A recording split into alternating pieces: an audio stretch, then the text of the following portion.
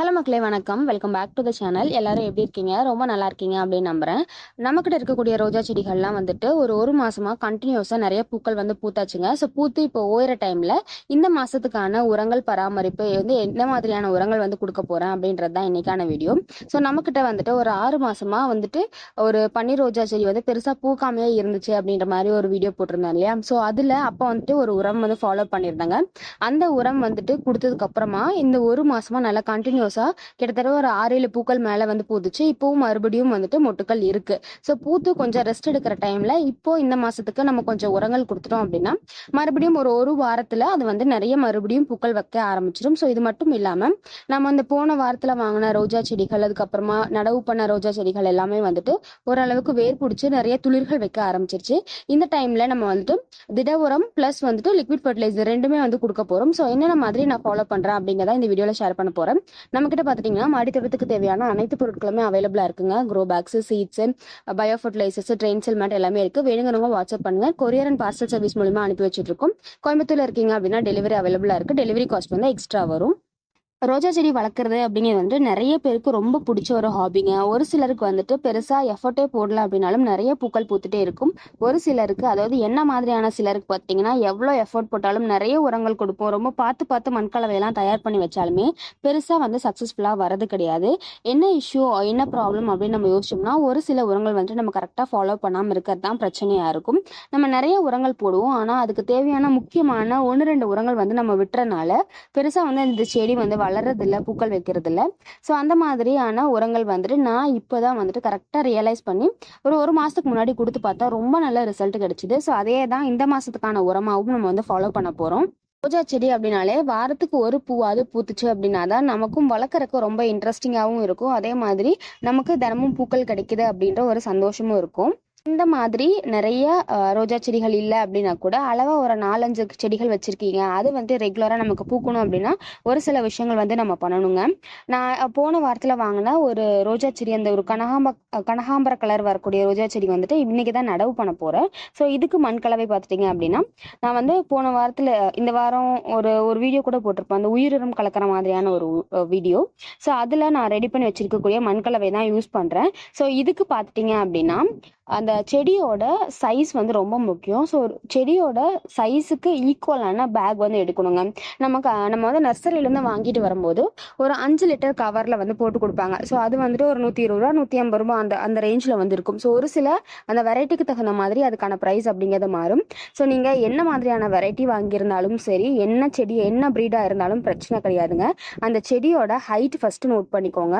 அது வந்துட்டு நம்ம 5 லிட்டரு கவரில் வந்து வரும் நமக்கு எப்போவுமே. ஸோ அதோட செடி வந்துட்டு ஒரு அடி, அதாவது அந்த ஒட்டு கட்டியிருப்பாங்கல்ல, அந்த ஒட்டு கட்டின இடத்துல இருந்து அந்த செடியோட ஹைட்டை வந்து நோட் பண்ணுங்க. 1 அடி இல்லை 1.5 அடி அந்த மாதிரி இருக்கு அப்படின்னா கண்டிப்பா அதுக்கான பேக்கோ இல்லை பாட்டோ நீங்க சூஸ் பண்றது பார்த்துட்டீங்கன்னா 1 அடி இருக்கிற மாதிரி பார்த்துக்கணும். ஸோ அதுக்கு கம்மியா இருக்கக்கூடிய தொட்டிகள் போகவே போகாதீங்க. ஸோ இப்போதைக்கு நம்ம வந்து சின்ன தொட்டியில வச்சிடலாம், அதுக்கப்புறமா நம்ம மாத்தி வச்சுக்கலாம் அப்படின்ற ஒரு ரிஸ்கே எடுக்காதீங்க. செடியோட சைஸ் வந்து என்ன இருக்கோ அதுக்கு ஈக்குவலான ஒரு தொட்டி எடுத்துக்கோங்க. ஸோ இது வந்து பெயிண்ட் பக்கெட்டாக இருக்கலாம், இல்லைனா நமக்கு பூத்தொட்டி எது கிடைச்சாலும் பிரச்சனை கிடையாது. ஸோ அந்த சைஸ் வந்து ரொம்ப முக்கியம். ஏன் அப்படின்னா நம்ம வந்துட்டு அந்த தொட்டியில் மண்ணை ஃபில் பண்ணுவோம் இல்லையா? ஸோ இது பார்த்துட்டிங்க அப்படின்னா நம்ம வந்து பாதி தொட்டியில் வந்து ஃபஸ்ட்டு மண்ணை ஃபில் பண்ணிவிட்டு இதுக்கு மேலே வந்துட்டு நம்ம அந்த செடியை அந்த கவரை கிழிச்சிட்டு அப்படியே உள்ள நடவு பண்ணணுங்க. நடவு பண்ணிங்க அப்படின்னா அந்த பாதியில் வந்துட்டு நம்ம அந்த செடியை வச்சுருப்போம். ஸோ அந்த செடியை வந்து நல்லா உள்ளே வச்சு அதுக்கு மேலே ஃபுல்லாக மண்ணை போடும்போது அந்த ஒட்டு கட்டின இடம் வந்து நமக்கு மறைஞ்சிருங்க. இன்னைக்கு நான் வந்து என்ன பண்ண போகிறேன் அப்படின்னா 1 அடி பேக் தான், அந்த ஒரு அடி செடிக்கு வந்துட்டு 1 அடி பேக் நான் எடுத்துக்கிறேன். ஸோ கீழே வந்துட்டு ஒரு லேயர் கோகோபீட்டை போட்டுட்டு அதுக்கு மேலே பார்த்துட்டிங்க அப்படின்னா காஞ்ச வாழைப்பழ தோல், அதாவது செடிகள்லேருந்து நம்ம இலைகள்லாம் பிடுங்கிருப்போம்ல, ஸோ அது நம்ம செடிகளில் நம்ம தோட்டத்தில் இருக்கக்கூடிய கவாத்து பண்ண இலைகளாக இருக்கட்டும், அந்த குப்பைகள் எல்லாத்தையுமே வந்துட்டு ஒரு லேயர் போட்டுடலாங்க. ஸோ இது பார்த்துட்டிங்க அப்படின்னா கண்டிப்பாக கொஞ்ச நாள் போக போக இதுவும் மக்கி உரமாயிரும். அந்த உரங்கள் எல்லாத்தையும் வந்து போட்டுட்டு ஸோ இதுக்கு மேலே வந்து மண்கலவை வந்து ஒரு பாதி பேகுக்கு ஃபில் பண்ணிக்கிறேன். இதுக்கப்புறம் அந்த செடியை வந்துட்டு கவரோட கிழிச்சு அப்படியே உள்ள வச்சிடறேன். ஸோ நீங்கள் பார்த்தீங்கனாலே தெரியும் செடி வந்துட்டு உள்ளே இருக்கிற மாதிரி இருக்கும். கிட்டத்தட்ட ஒரு 3/4 அடி கிட்ட வந்துட்டு அவ்வளோ காலி கேப் இருக்கு இல்லையா? ஸோ இதில் வந்துட்டு மண்கலவை வந்து ஃபில் பண்ணி போட போகிறோம். ஸோ அதே மாதிரி நீங்கள் வந்து மண்கலவை தயார் பண்ணும்போது எல்லா பொருட்களுமே வாங்கி வச்சுட்டு தான் வந்துட்டு மண்கலவை தயார் பண்ணணும் அப்படின்னு மட்டும் நினைக்காதீங்க. ஏதோ ஒரு பொருள் கிடைக்கல இல்லை வாங்குறதுக்கு லேட் ஆயிடுச்சு அப்படின்னா கூட நம்ம வந்து கரெக்டான டைம்ல ரீபோர்ட் பண்ண முடியாம போயிடும். ஸோ இதுக்கான மண்கலவைக்கு நம்ம உரங்கள் பார்த்தீங்கன்னா நிறைய சொல்லுவாங்க. எக்கச்சக்கமான உரங்கள் வந்து இந்த முட்டை ஓடா இருக்கலாம், இல்லை வாழைப்பழத்தூள், மண்புழு உரம், இந்த மாதிரி நிறைய உரங்கள் சொல்லுவாங்க இல்லையா. ஸோ அதெல்லாம் இல்லைன்னா கூட பிரச்சனை கிடையாது. நம்ம கிட்ட என்ன இருக்கோ மேண்டட்டரியா பார்த்தீங்க அப்படின்னா மண் கொஞ்சமாக காயல், ஸோ ஈக்குவல் ரேஷியோவில் மண்ணும் காயரும் எடுத்துட்டு இது கூட பார்த்துட்டிங்கன்னா நான் வந்து வெறும் பஞ்சகாவியம் இருக்கு இல்லையா கொஞ்சமாக ஊற்றி மிக்ஸ் பண்ணி விடுறேங்க. ஸோ இந்த பஞ்சகாவியத்துக்குள்ளேயே நிறைய மைக்ரோப்ஸ் எல்லாம் இருக்கிறனால அந்த மண்ணை வந்து நல்லா வளப்படுத்திடும். ஸோ இதுக்கப்புறமா வந்துட்டு நம்ம அந்த செடி கொஞ்சமாக அது வேர் பிடிச்சி வளர ஆரம்பிச்சதுக்கு அப்புறமா கூட நம்ம போன் மீலோ இல்லைன்னா மண்புழு உரமோ அந்த மாதிரி மிக்ஸ் பண்ணிக்கலாம். ஸோ என்கிட்ட இப்போதைக்கு கொஞ்சமாக போன் மீலும் பஞ்சகாவியமும் இருக்கிறனால ஒரு கைப்பிடி போன் மீல் அதுக்கப்புறமா கொஞ்சமாக பஞ்சகாவியம் நல்லா மிக்ஸ் பண்ணி அந்த செடி ஃபுல்லாக போட்டு மறைச்சிட்றாங்க. ஸோ இது எது வரைக்கும் மறைக்கணும் அப்படின்னா ஒரு பிளாஸ்டிக் கவர் மாதிரி ஒன்று கட்டி வச்சுருப்பாங்கல்ல அந்த செடியில் ஒட்டு கட்டின இடம். ஸோ அந்த ஒட்டு கட்டின இடம் ஃபுல்லாக மறையிற மாதிரி நீங்கள் மண் போட்டுக்கோங்க. எதனால் அப்படின்னா ஸோ நம்ம அந்த இடத்த மறைக்காமல் விட்டுட்டோம் அப்படின்னா அந்த கவர் கட்டின இடத்துக்கு கீழே இருந்து புதுசாக வந்துட்டு ஒரு கிளை வந்து வர ஆரம்பிச்சிடும். அந்த 7 இலை வர கிளை அப்படின்னு சொல்லுவோம் இல்லையா. நல்ல செடி வளருங்க, சூப்பரா வளரும். ஆனா பூக்களே பூக்காது. அது நிறைய பேர் ஃபேஸ் பண்ற ஒரு விஷயம் தான். ஸோ ஏன் அப்படின்னா அந்த மண்ணை வந்து அந்த கவருக்கு மேல நம்ம போட்டு வைக்கும் போதுதான் அந்த அந்த இடத்துல இருந்து செடி வளர்றதை வந்து நம்ம அவாய்ட் பண்ண முடியும். ஸோ ரோஜா செடிக்கு ரொம்ப பெருசா இல்லை, சிரமப்பட்டு நீங்க வந்துட்டு பெர்லைட் கொடுக்கணும், போன் மீல் கொடுக்கணும், ரோஸ் மிக்ஸ் கொடுக்கணும், அது கொடுக்கணும், இது கொடுக்கணும்லாம் மண்கலவை ரெடி பண்ண வேண்டாம். நம்ம கிட்ட என்ன இருக்கோ ஸோ மேண்டட்டரியா பார்த்துட்டிங்கன்னா செம்மண் வந்து யூஸ் பண்ணிக்கோங்க. செம்மண் இருகாமல் இருக்கிறதுக்காக நம்ம வந்துட்டு காயர்பித் வந்து யூஸ் பண்ணிக்கிறோம். ஸோ இது ரெண்டும் இருந்துச்சு அப்படின்னாலே அந்த மண் வந்து கொஞ்சம் நல்லா பொலன்னு இருக்கும்.